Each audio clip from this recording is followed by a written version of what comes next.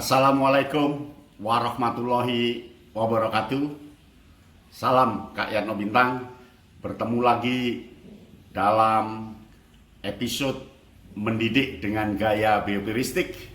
Tentu semuanya sehat, bugar, dan terus berkreasi dan berinovasi dalam kehidupan pribadi, pekerjaan demi nusa dan bangsa. Selamat berkreasi, dan kali ini kita akan bincang-bincang tentang mendidik dengan gaya biopiristik.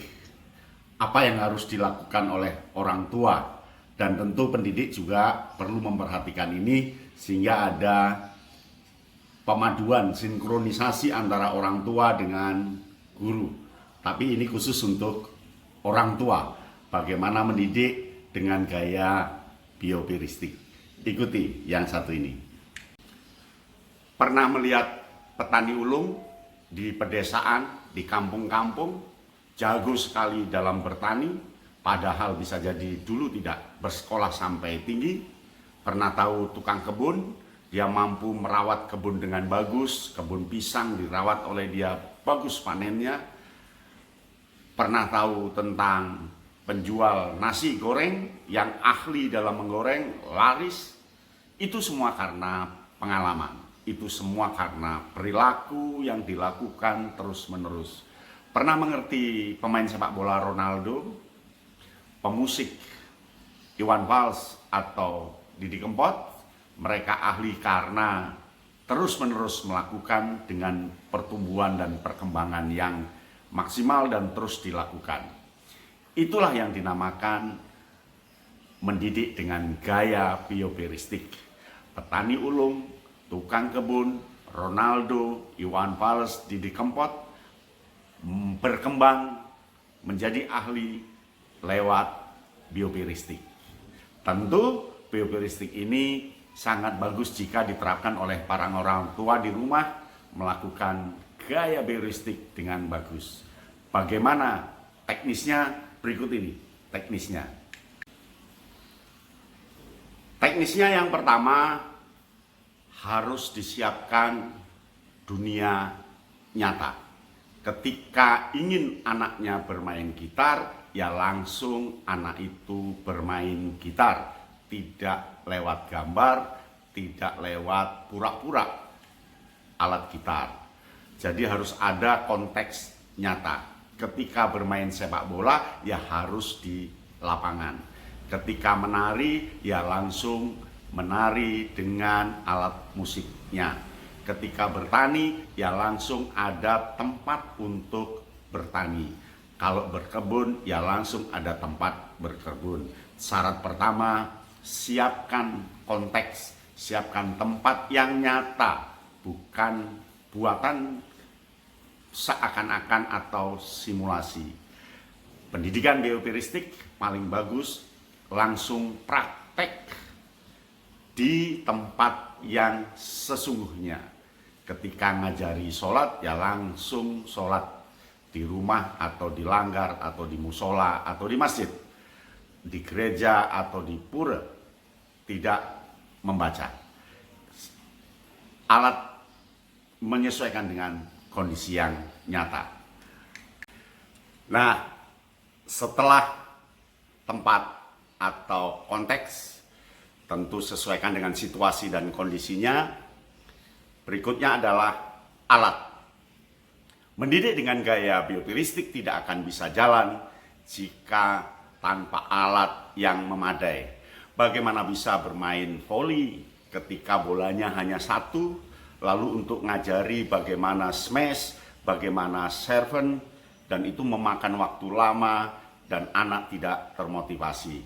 Alat itu sangat menentukan dalam biopiristik.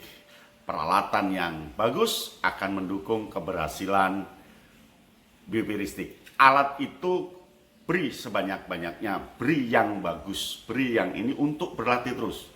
Ketika anak dilatih drum, maka siapkan alatnya. Drum yang bagus. Ketika mau bermain bola, siapkan sepatunya, siapkan bolanya, dan sebagainya. Yang kedua, alat yang harus disiapkan.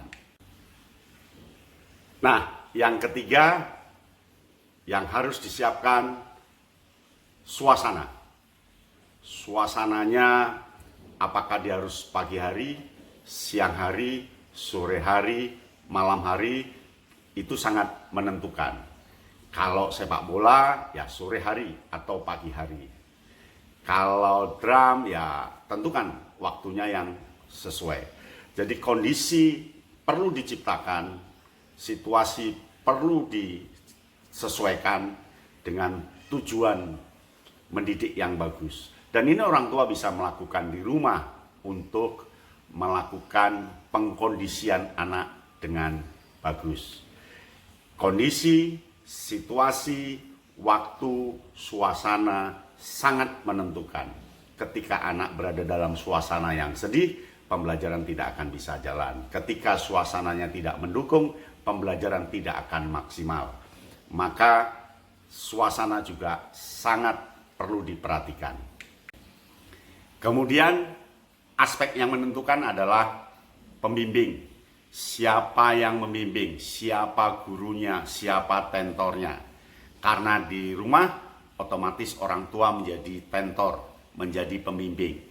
Dan pembimbing ini betul-betul tahu kondisi anak, betul-betul tahu target yang diinginkan, betul-betul tahu tujuan mendidik anak itu apa, tahu ngukurnya lewat apa, kapan ukuran untuk keberhasilannya, kapan ukuran untuk tindak lanjut, harus menu seperti apa, bagaimana pendekatannya.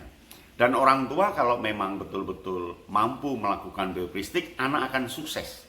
Karena orang tua tahu betul tentang sikap anak, tahu tentang sifat anak, tahu tentang perilaku anak.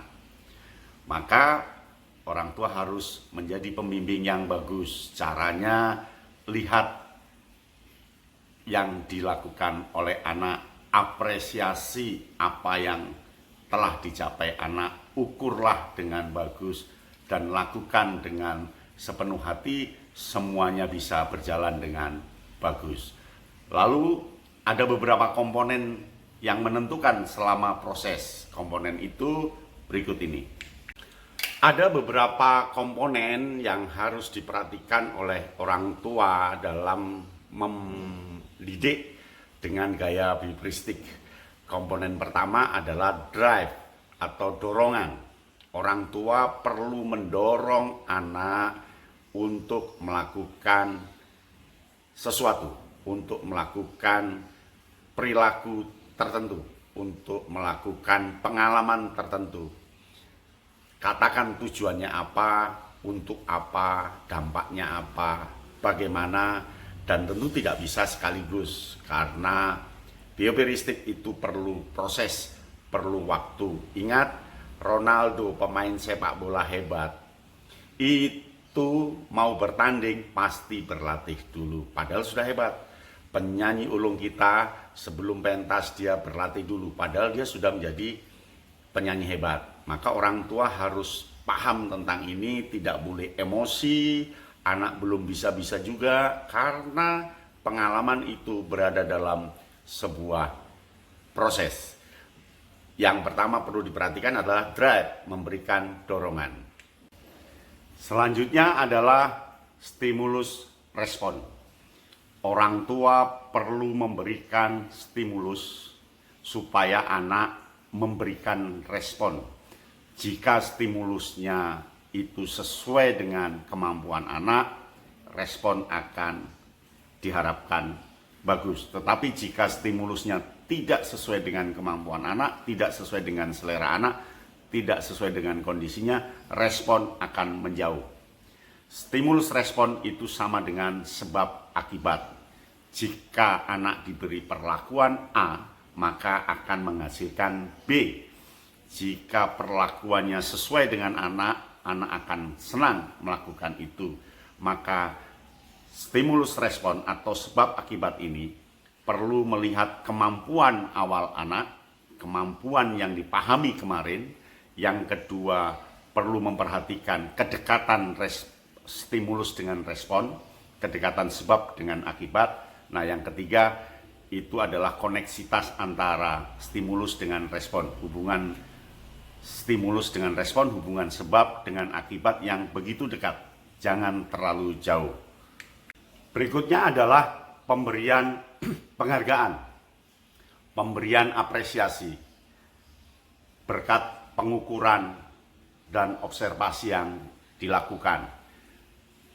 Orang tua tidak boleh pelit dalam memberikan penghargaan. Lalu kalau gagal, beri hukuman, tetapi hukuman yang berupa pengulangan, jangan penyiksaan.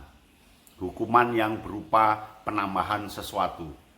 Dan itu bisa dimainkan dengan bagus oleh orang tua. Banyak orang berhasil karena dididik oleh orang tua dengan cara biopiristik. Biopiristik itu adalah membiasakan anak untuk dinilai dengan bagus, diobservasi, dilihat, diukur, sehingga hasilnya menjadi lebih bagus. Berikut kunci biopiristik. Kunci biopiristik adalah perilaku anak akan terjadi apabila diberi rangsangan, diberi dorongan oleh orang tua, dan diberi stimulus dengan tempat yang cocok, situasi yang cocok. Itu yang pertama. Yang kedua kuncinya adalah bahwa biopiristik itu bisa diukur, bisa diamati, bisa dilihat hasilnya. Dan dari pengukuran, dari pengamatan, dari tes atau dilihat hasilnya terjadi peningkatan. Contohnya ketika anak diajari masak, hasilnya bisa dilihat cocok atau tidak. Hasilnya bisa dirasakan. Jika belum, dia bisa mengulangi masak lagi. Jadi kunci biopiristik adalah dapat diukur, dapat dilihat, dapat diamati. Nah, kunci yang ketiga, semakin berproses dengan yang terus tumbuh akan semakin mahir. Maka semakin lama berproses semakin bagus apabila ada degradasi peningkatan hasil yang dilakukan oleh anak. Demikian, salam Kak Yatno Bintang.